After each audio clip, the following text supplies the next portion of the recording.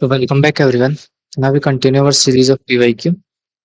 So हम अभी solve कर रहे थे CSIR नेट के क्वेश्चंस ऑफ क्वांटम स्टैटिक्स. सो आगे बढ़ते हैं. हमारा क्वेश्चन नंबर 5 हमें दिया है that two electrons in thermal equilibrium at temperature T is equals to this can occupy two sides. The energy of configuration in which they occupy the different site is equals to JS1 S2. तो हमारे पास दो sides दे रखी है. Suppose this is the two sides 1 and 2. ठीक है.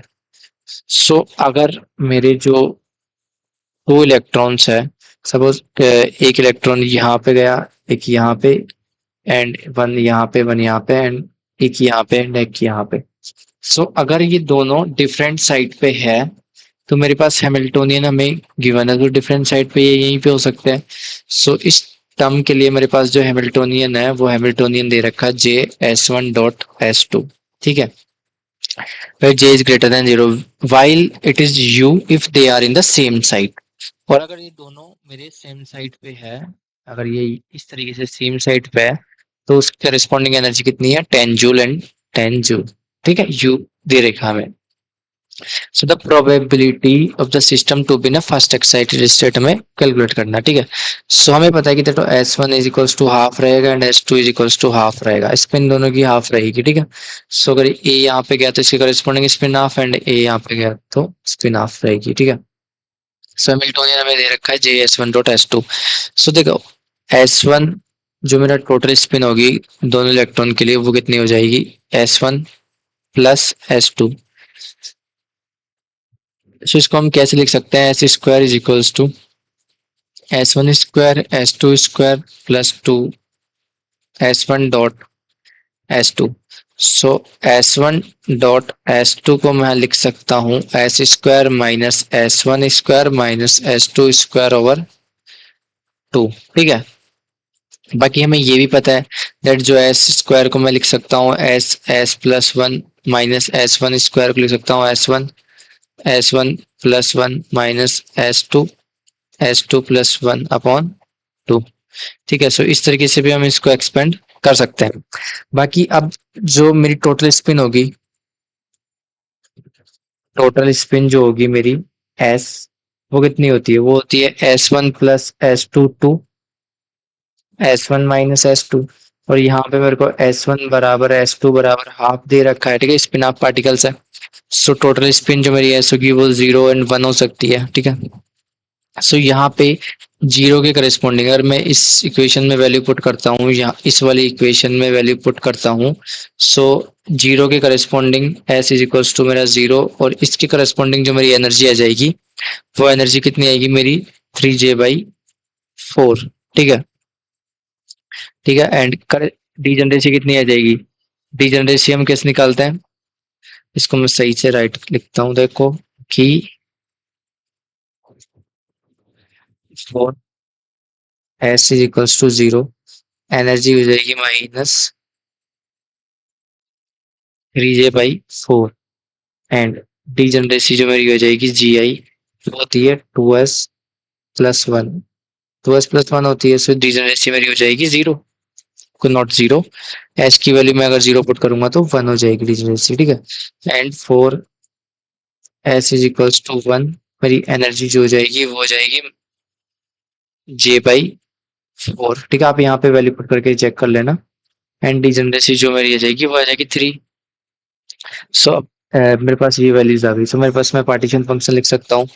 सो the partition function Z is equals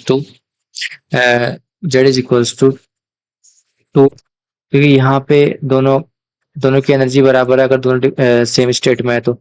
सो दो इनकी degeneracy हो गई 2 e raise to the power minus का बीटा इंटू एनर्जी कितनी है? 10 जूल 10J. ठीक है. Plus e raise to the power, अब इस केस में मेरे पास क्या है कि डीजनरेसी 1 दे रखी है. So 1 into e raise to the power beta minus and minus 3J/4. Plus अब इस केस में डिफरेंस है मेरे पास 3 e raise to the power minus का बीटा प्लस J/4. सो मेरा पार्टीशन फंक्शन क्या आ जाएगा?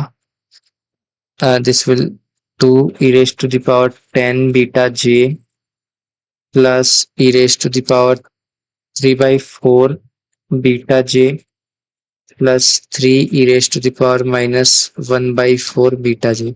ये मेरा आ गया पार्टीशन फंक्शन। पार्टीशन फंक्शन आ गया, मेरे पास इनकी स्टेट्स की डिजर्सी और सब पता चल गया। ठीक है, सो मेरे को पूछा कि फर्स्ट एक्साइटेड स्टेट में इसकी जो एनर्जी कितनी होगी, प्रोबेबिलिटी कितनी होगी फर्स्ट एक्साइटेड स्टेट में। ठीक है, सो फर्स्ट एक्साइटेड स्टेट अब हम ड्रॉ करते हैं। सब सपोज ये मेरे एनर्जी लेवल्स है। ठीक है, सो फर्स्ट एनर्जी लेवल की corresponding energy 3J/4, then J/4 and then 10 joule. ठीक है, सो सपोज मेरा पार्टिकल अभी इस ग्राउंड स्टेट से अगर मैं इस लेवल में जाऊंगा, सो this is my excited state. So excited state से, क्योंकि ये वाला जो केस है ये तो कौन सी कंडीशन के लिए है कि जब दोनों सेम स्टेट में रहे, सेम स्टेट वाला केस है, तो इसको ले काउंटर नहीं करेंगे, केवल हम इसको यूज करेंगे। So first excited state is equals to this. So the probability P of J/4 state is equals to, इसकी डिजेनरेसी है 3, इसकी 1, 3 एंड 2। डिजेनरेसी है 3 e raised to the power minus का beta J/4 and this partition function z। so this is the total probability। so z की value मैं एक बार put कर देता हूँ। so 2 e raised to the power 10 beta j plus e raised to the power 3 by 4 beta j plus e raised to 3 e raised to the power minus beta j by 4। so ऐसा कोई option match कर रहा है क्या, देखते हैं देखें। ठीक है, सो फर्स्ट वन देखो यहाँ ये और ये दो केस में ही 3 है, सो ये और ये तो होगा नहीं। सो 3 रेस्ट टू द पावर, अब यहाँ पे -3 बीटा जे आ गया तो ये भी नहीं होगा। So only this option is correct. और यहाँ पे हैमिल्टोनियन भी आप मैच कर लेना, सेम हैमिल्टोनियन आ रहा है। ठीक है, सॉरी यहाँ पे ये माइनस आएगा। ठीक है, राइटिंग मिस्टेक थी। ठीक है, सो हमारा option option number 2 is correct. ठीक है, दो ऑप्शन नंबर करेक्ट है। क्वेश्चन नंबर 6 पे चलते हैं। सो क्वेश्चन नंबर 6 में हमें क्या दे रखा है, that the dispersion relation of electron in 3 dimension. 3D case दे रखा है, डिस्पर्जन रिलेशन हमें दे रखा है, energy K is equals to H V F and K, where Vf is the Fermi velocity. If a low temperature, the Fermi energy Ef depends on the number density E. Fn n की power alpha, the value of alpha is, हमें alpha की value find करनी है। ठीक है, सो हम जानते हैं कि जनरल केस में लेके चलते हैं, that for general dispersion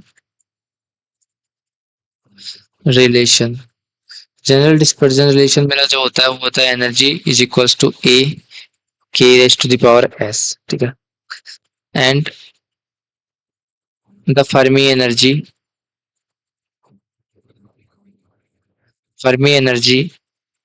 EF depends on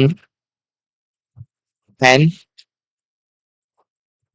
is d dimension. So D dimension पे जो मेरी फर्मी एनर्जी वो डिपेंड किस तरीके से करेगी, so EF is proportional to n raise to the power s by d। ठीक है, so Fermi energy n raise to the power n s by d पे डिपेंड करेगी। सो मैं गिवन दे रखा है that A is equals to, energy जो मेरी है वो के 1 पावर के प्रोपोर्शनल है। ठीक है, सो s तो मेरा हो जाएगा यहाँ पे 1। ठीक है, एंड डायमेंशन जो मेरी डी होगी वो कितनी होगी, 3 डायमेंशन के लिए केस दे रखा है। सो मेरी फर्मी एनर्जी जो होगी वो प्रोपोर्शनल होगी एन की पावर एस की जगह 1 एंड डी की जगह 3, 1/3। So Fermi energy is equal to n raise to the power 1/3। So यहाँ पे एन की पावर अल्फा से दे रखा है, सो अल्फा मेरा हो जाएगा 1/3। कंपैरिजन करेंगे सो अल्फा विल बी 1/3। सो ये आपका क्वेश्चन समझ में आया होगा, इजी क्वेश्चन था, ज्यादा कोई खास हैवी क्वेश्चन नहीं था। क्वेश्चन नंबर 7 पे चलते हैं। सो इस क्वेश्चन में हमें दे रखा है the dispersion relation of a gas of non interacting boson in two dimension is equals to. So वापस हमें डिस्पर्जन रिलेशन दे रखा है सी रूट के। सो मैं इसको ऐसे लिख सकता हूँ सी के की पावर 1/2। ठीक है। सो मेरा एस तो यहाँ से सीधा 1/2 लिख सकता हूँ मैं। where C is the positive constant at low temperature, the leading dependence of specific heat at temperature T। तो CV की T के साथ किस तरीके से डिपेंड करेगा हमें वो फाइंड करना है। ठीक है। So we know that by theory को जब हमने पढ़ा, so we know that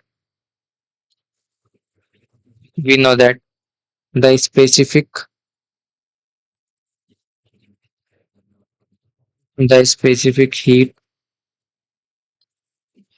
in the dimension, D dimension में जो मेरी स्पेसिफिक हीट होगी CV is proportional to T raise to the power D by S होती है। ठीक है। सो एस की वैल्यू तो हमें पता चल गई। अब हम यहाँ पे देखते हैं कि कौन इन टू डायमेंशन का केस दे रखा है।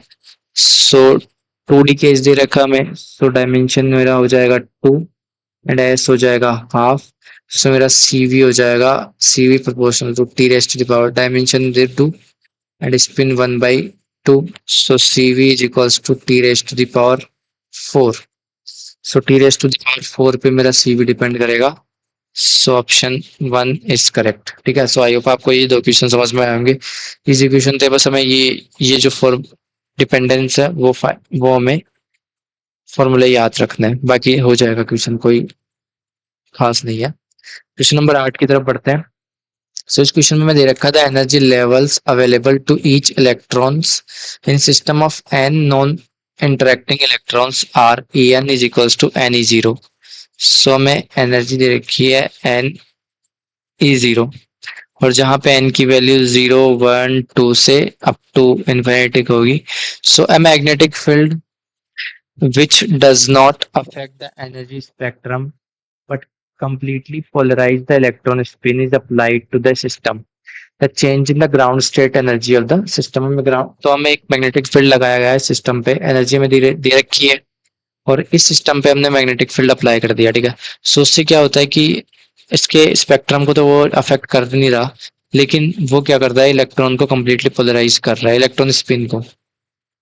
सो उसकी वजह से जो ग्राउंड स्टेट में चेंज आएगा हमें वो कैलकुलेट करना है। ठीक है। सो सोल्व करते हैं।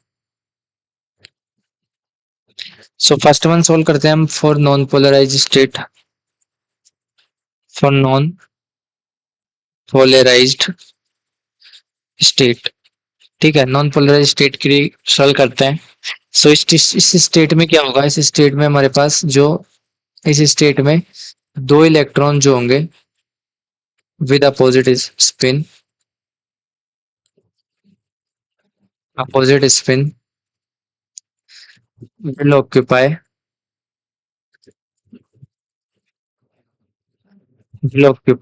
One state. ठीक है। सो एक स्टेट जो दो इलेक्ट्रॉन होंगे अपोजिट स्पिन वाले वो मेरी एक स्टेट को ऑक्यूपाई करेंगे। सो सपोज मेरे पास जो एनर्जी लेवल्स है वो इस तरीके, इस वाले केस में जो एनर्जी लेवल्स होंगे वो इस तरीके से होंगे। Suppose n dash dash up to N.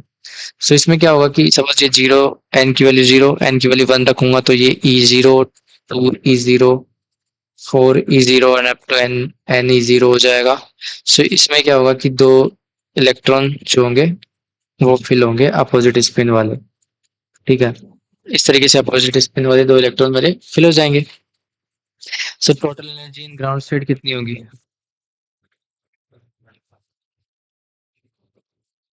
Total energy of ground state की एनर्जी कितनी होगी। सोर्स एनर्जी को मैं लिख सकता हूँ E non polarise state is equals to n, अगर मैंने जीरो रख दिया तो zero plus E zero plus यहाँ पे दो इलेक्ट्रॉन है इसलिए मैंने 2 लगाया एंड ई जीरो जो एनर्जी स्टेट की है इसलिए यहाँ पे देखो 2 तो एनर्जी है एंड दो इलेक्ट्रॉन फील्ड है। सो 2 ई जीरो। सो इस तरीके से मैं लिखूंगा सबको। सो मैं इसको सीधा 4 ई जीरो लिख सकता हूँ। ठीक है। सो आपको समझ में आया होगा 4 E zero, 6 E zero and up to 2e0, ठीक है, इनटू स्टेट मेरी जो कितनी होगी n/2। अगर मेरे पास n नंबर ऑफ पार्टिकल्स है, सो वो कितनी स्टेट में फिल भरे जाएंगे, n/2 स्टेट में भरे जाएंगे, क्योंकि एक स्टेट में दो पार्टिकल्स भरे गए हैं। सो मेरी एनर्जी ऑफ नॉन पोलराइज जो होगी, मैं 2e0 को बाहर ले लेता हूँ। So 1 + 2 + 3 + dash dash dash up to n/2, इसका सम होगा। सो इस सम को मैं सीधा लिख सकते हैं 2e 1 से n तक का सम हम जो जानते हैं n+1/2 होता है, ठीक है। सो बस वहीं पे वैल्यू पुट करेंगे, n की जगह n/2 है। So this is n/2, n/2 + 1 upon 2। So this 2 will cancel out and I left with E0 by 4 and n plus 2 by the solving this। So यहाँ से मेरे पास नॉन पोलराइज स्टेट के लिए मेरे पास एनर्जी आ गई ground state. Now for polarize state, second वाला जो मेरा केस रहेगा वो रहेगा फॉर पोलराइज स्टेट, ठीक है। So for polarized state, polarize state के लिए मेरे पास क्या होगा, जो जो मेरे पास जो होगी only one electron will occupy, ठीक है। मैग्नेटिक फील्ड लगाने के बाद एक स्टेट में केवल केवल एक इलेक्ट्रॉन रह सकता है, क्योंकि वो इलेक्ट्रॉन जो होंगे अब की बार उसकी डायरेक्शन, मैग्नेटिक फील्ड की डायरेक्शन में अलाइन हो जाएंगे। सो ऑक्यूपाई ऑन वन स्टेट, एक स्टेट में एक इलेक्ट्रॉन होगा। सो सपोज मेरे पास इस तरीके से स्टेट्स है, this this this this this and up to n state। So only one electron will occupy in the state। So इसकी एनर्जी हो जाएगी 0 e0, 2 e0 स्टेट, 3 e0, इस तरीके से, ठीक है। ओके, सो वन स्टेट में वन इलेक्ट्रॉन फिल हो जाएंगे, ठीक है। Here only 3 e0 not 4। सो इस तरीके से मेरे पास फिल हो जाएंगे। सो नाउ सॉल्व करते हैं आगे। So the ground state energy जो मेरे पास होगी for the polarize state EP is equals to E0 plus 2e0 plus 3e0 plus dash dash dash up to n e0, ठीक है। सो EP मेरा हो जाएगा E0 1 + 2 + 3 plus up to n। So EP हो जाएगा मेरा E0 n+1 बाई, इस तरीके से मेरा वन इक्वेशन 1 एंड इक्वेशन 2 आ गया। सो अब क्या हमें पूछा गया है, the change in the ground state of energy of the system. So change पूछा है ग्राउंड स्टेट में energy. So the change in energy, energy में चेंज होगा delta E is equals to E polarize minus E non polarize. So delta E is equals to E0/2 n+1 minus E0/4 n+2। बाकी अब हम इसको solve करते हैं, और इसको सोल्व करने के बाद जो हमारे पास E0/2 n बाहर and 2n+2 minus n upon 2 and this is n-2, ठीक है।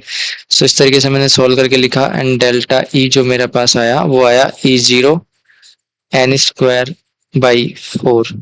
So change in energy due to the magnetic field will equals to E0 n²/4। So E0 n²/4। So option 4 is correct, I guess। So अब आपको ये question समझ में आया होगा। बढ़ते हैं अगले क्वेश्चन की तरफ।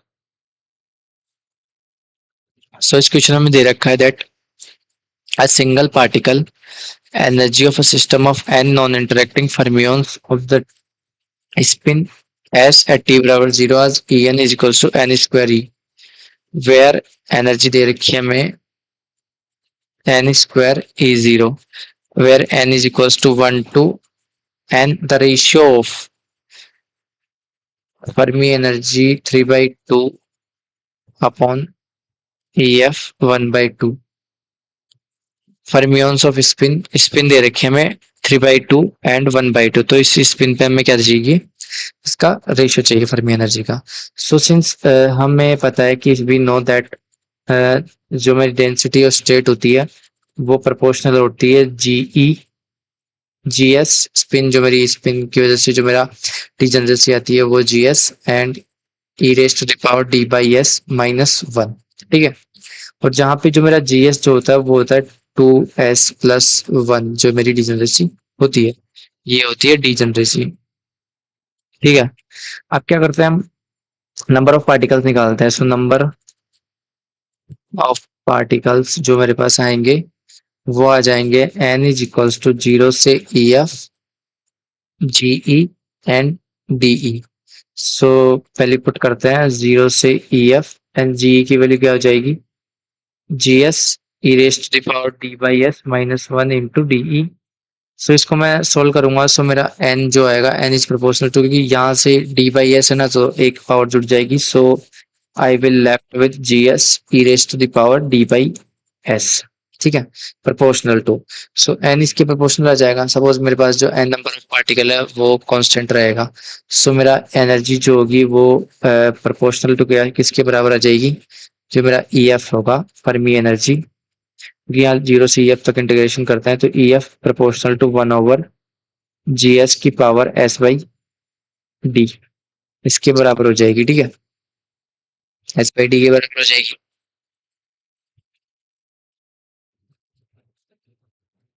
ठीक है, सो अब यहाँ मेरे को S चाहिए और D चाहिए। ठीक है, सो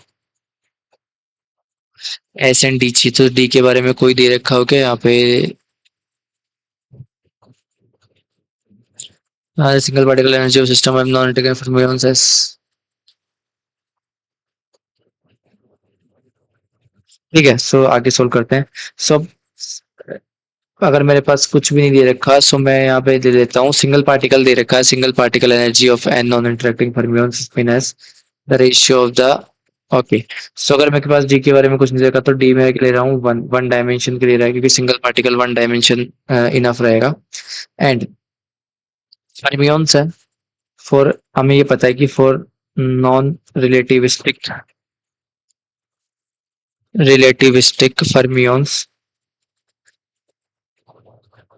फर्मियंस नॉन रिलेटिविस्टिक फर्मियन के लिए जो मेरी एनर्जी होगी वो प्रोपोर्शनल टू के की पावर 2 के बराबर होगी।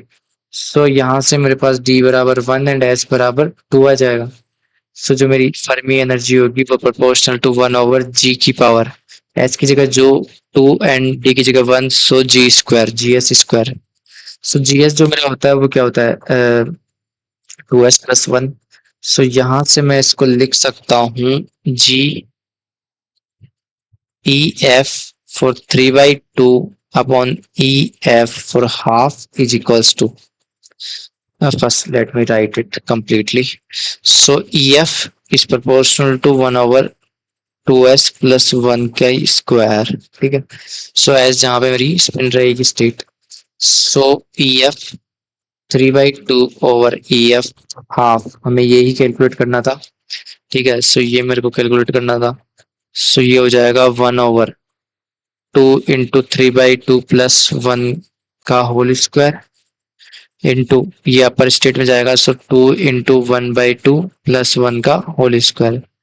ठीक है, सो मेरी स्टेट जो हो जाएगी वो हो जाएगी दिस कैंसिल आउट, 2 2 जा 4 प्लस दिस कैंसिल आउट 4 4 जा 16, so this will turn out to be 1/4। सो EF 3/2/EF हाफ जो होगा मेरा वो आ जाएगा 1/4 के बराबर। ठीक है, so option 2 is correct. So I hope आपको क्वेश्चन समझ में आया होगा, क्वेश्चन में कुछ नहीं था, इजी क्वेश्चन था। ठीक है, सो क्वेश्चन नंबर 10 की तरफ बढ़ते हैं। सो क्वेश्चन नंबर 10 में क्या दे रखा है हमें, that the energy level of a system which in equilibrium में टेम्परेचर T दे रखा है 0E and 2E of two identical bosons शायद, Okay, two identical bosons occupy these energy levels. The probability of total energy 3e is. So हमें 3e की probability चाहिए. So मेरे पास क्या दे रखी है, तीन states दे रखी है. So 0e and 2e state दे रखी है, ठीक है.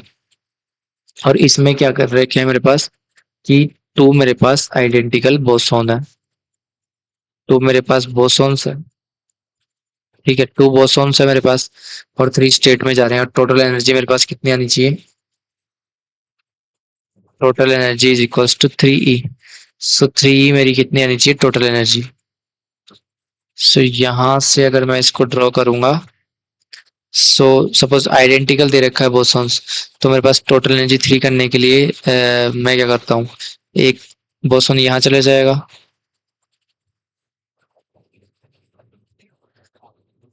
एंड एक बोसॉन मैं फिल करता हूँ कंप्लीटली, एक बोसॉन यहाँ चला जाएगा, ठीक है. सो शुरू से ही फिल करते हैं for the different different state, क्योंकि हमें प्रोबेबिलिटी चाहिए, ठीक है. सो प्रोबेबिलिटी के लिए टोटल पार्टीशन फंक्शन भी चाहिए. सो पार्टीशन फंक्शन के लिए मैं लिखता हूँ इसको, let me give a second, ठीक है. सो यहाँ पे होगा सपोज मेरा फर्स्ट जो पार्टिकल है वो जीरो स्टेट में गया एंड बोसॉन्स है तो बोसॉन्स दोनों एक ही स्टेट ऑक्यूपाई कर सकते हैं, ठीक है. सेकंड इसमें गए दोनों एंड थर्ड वन इसमें गए दोनों, ठीक है. देन उसके बाद एक बोसॉन यहाँ आइडेंटिकल है तो हमें कॉम्बिनेशन बनाने की जरूरत नहीं है, वो पता नहीं है ना मैं ये कौन सा है ये कौन सा है, सो ए भी नहीं ले सकते इसको. एक यहाँ गया एक यहाँ गया एंड दोनों यहाँ आ गए, ठीक है. So these are the cases for the bosons, two identical bosons. So यहाँ से मैं अगर पार्टीशन फंक्शन लिखता हूँ इसका, so मैं partition function z will be e raised to the power 0 plus 2 times, देखो जब यहाँ पे मैं एनर्जी लिखेंगे अपन, इसकी एनर्जी हो जाएगी 0, इसकी हो जाएगी 2e, इसकी हो जाएगी 4e, ठीक है. इसकी हो जाएगी e एनर्जी ई, इसकी हो जाएगी 2e एंड इसकी हो जाएगी एक यहाँ पे भी तो था, इसकी हो जाएगी 3e, ठीक है. So these are the total energies. So two energy की स्टेट मेरे पास कितनी है? 2 है. So E raise to the power minus का बीटा बीटा ई प्लस, अब उसके बाद मेरा क्या हो जाएगा, एनर्जी ई वाली टर्म लेते हैं तो E raise to the power minus beta E plus E raise to the power minus का 3 बीटा ई, ठीक है. and last one this is 4 energy, so e raised to the power minus का 4 beta e,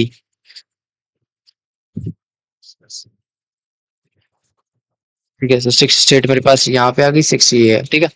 सो अब मुझे चाहिए probability for energy 3e.